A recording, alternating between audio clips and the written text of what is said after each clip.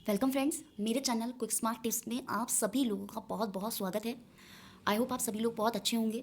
दोस्तों, आज फिर से हम हैं फिजिक्स में अपने नई वीडियो के साथ, और जिसमें आज हम अपना कंटिन्यू चैप्टर करेंगे जो हम पढ़ रहे थे, कॉनकेव और कॉन्वेक्स लेंस।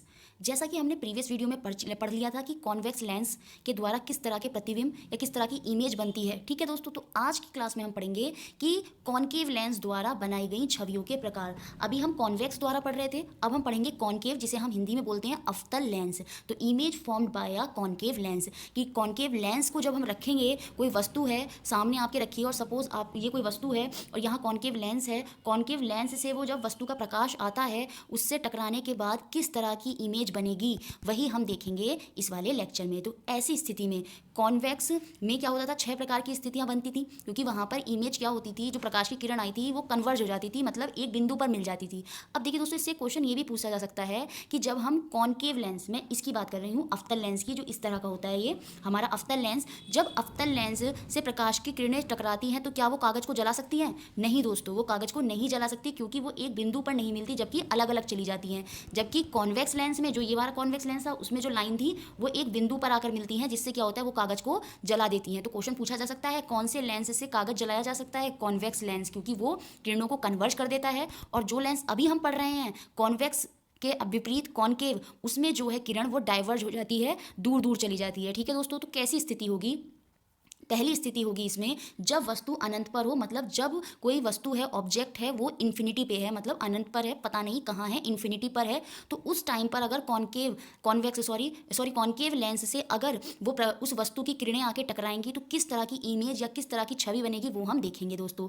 इस स्थिति में वस्तु से आने वाली जो वस्तु है, कोई अनंत पर सपोज यहाँ वस्तु रखी है, तो उस वस्तु से आने वाली प्रकाश की किरणें मुख्य अक्ष, मतलब जो आपका मुख्य अक्ष है, प्रिंसिपल एक्सिस है, के समांतर आती हैं। बीच वाला जो होता है दोस्तों प्रिंसिपल एक्सिस होता है, ये प्रिंसिपल एक्सिस के समांतर आती हैं, और लेंस द्वारा अपवर्तन, रिफ्रैक्शन, मतलब लेंस से जैसे ही टकराती हैं रिफ्रैक्शन करती हैं, रिफ्रैक्शन के बाद फोकस पर मिलती हुई प्रतीत होती हैं। कैसे दोस्तों, ये देखेंगे हम। देखिए ये रे आई और ये डाइवर्ज हो गई, ठीक है, ये रे आई और ये इधर डाइवर्ज हो गई। तो ऐसे भी जितनी भी रेज आती हैं वो ऐसे ही डाइवर्ज होती चली जाती हैं। तो फिर इमेज कैसे बनेगी? इमेज उसके जस्ट वस्तु अगर कोई सपोज यहाँ रखी है तो ये वस्तु के इधर ही बनेगी। कैसे? ये पीछे की तरफ आ जाएगी और ये वाली भी डैश डैश करके पीछे की तरफ आ जाएगी, और ये फोकस पर मिल जाएंगी। किस पर मिल जाएंगे दोस्तों? फोकस पर मिल जाएंगे। डायग्राम में आपको क्लियरली दिख रहा होगा। तो इस तरह से इमेज बनेगी। अगर पूछा जाए आपसे कि जब कॉनकेव लेंस पर कोई वस्तु जो अनंत से प्रकाश की किरणें उसकी आती हैं तो किस तरह की छाया या इमेज बनती है, कहाँ बनती है, तो दोस्तों वो फोकस पर बनती है। कहाँ बनती है? फोकस पर बनती है। इस स्थिति में वस्तु का प्रतिबिंब फोकस पर बनता है। क्लियर हुआ?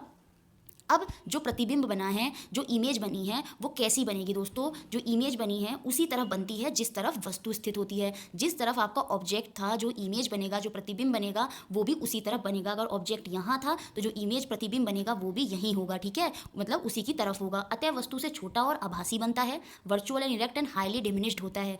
वस्तु से बहुत छोटा बनता है दोस्तों। अगर वस्तु इतनी बड़ी है तो जो फोकस पर इमेज बनेगी टकराने के बाद वो बहुत छोटी होगी, इरेक्ट होती है, बिल्कुल सीधी होती है, और हाईली डिमिनिश्ड होती है और वर्चुअल होती है। मतलब रियल इमेज नहीं बनती, रियल इमेज तो इधर बननी चाहिए थी, तो वो पीछे की तरफ आ जाती है, तो वो वर्चुअल इमेज होती है। कैसी होती है? आभासी होती है। क्लियर हुआ आपको स्थिति 1?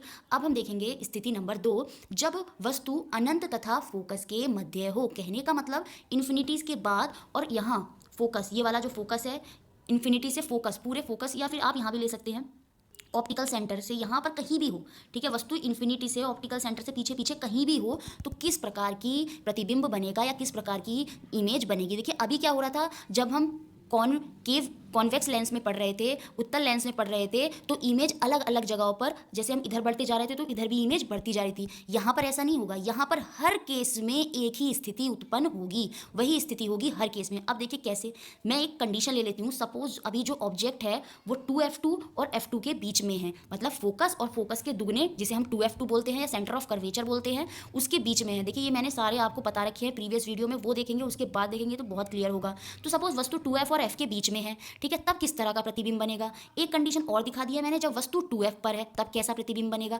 दोनों ही केस में कहीं भी हो, वस्तु 2f से पीछे हो, इन दोनों के बीच में हो, यहाँ हो, कहीं भी हो, हर केस में एक ही इमेज बनेगी। और वो कौन सी इमेज बनेगी, इस स्थिति में वस्तु का प्रतिबिंब पहली बात तो उसी तरफ बनता है। ये वस्तु रखी है तो प्रतिबिंब भी देखिए इधर ही बना है, और जिस तरफ वस्तु रखी होती है वो तो क्लियर हो गया, यह प्रकाशित केंद्र तथा फोकस के मध्य बनता है। किसके मध्य बनता है, प्रकाशित केंद्र ऑप्टिकल सेंटर O के बीच में, और फोकस ये है इन दोनों के बीच में। ये ऑप्टिकल सेंटर है, ये फोकस है, इन दोनों के बीच में यहाँ इमेज बनेगी हर केस में। ये क्वेश्चन पूछा जाता है, ध्यान रखिएगा। कॉनकेव लेंस में, अवतल लेंस में अगर वस्तु 2f या 2f से परे या 2f और f2 के बीच में या 2f पर कहीं भी हो, हर स्थिति में जो छाया या प्रतिबिंब बनेगा वो ऑप्टिकल सेंटर, प्रकाशित केंद्र और फोकस के बीच में बनेगा। दोनों इमेज में आप देख भी सकते हैं। और प्रतिबिंब कैसा बनता है, वस्तु के आकार से छोटा, देखिए वस्तु बड़ी है उससे छोटा बनता है, और यहाँ पर भी वर्चुअल आभासी ही बनता है। कैसे दोस्तों, देखिए एक रे ऐसे गई और सीधी डाइवर्ज होकर इधर चली गई, तो फिर और एक दूसरी रेज ऑप्टिकल सेंटर से सीधी निकल गई। ठीक है, ऑप्टिकल सेंटर से तो डाइवर्ज नहीं होती, यही ऑप्टिकल सेंटर की खासियत होती है कि रेज सीधी निकल जाती है। तो अब क्या हुआ, ये इमेज पीछे जब वापस आएगी तो ये फोकस पर मिल जाएगी, और ये ऐसे जा ही रही थी। तो इस तरह ये जिस बिंदु पर टकराई वो कहाँ आ रहा है बच्चों, फोकस और ऑप्टिकल सेंटर के बीच में आ रहा है यहाँ, इसलिए इमेज फोकस और ऑप्टिकल सेंटर के बीच में बनी। बताइए दोनों स्थिति आपको क्लियर हुई। आई होप आपको डायग्राम से पूरी तरह ये स्थिति क्लियर हो गई होंगी। अगर कोई भी क्वेश्चन पूछा जाता है तो आप उसको आसानी से आंसर दे सकते हैं। Thank you for watching.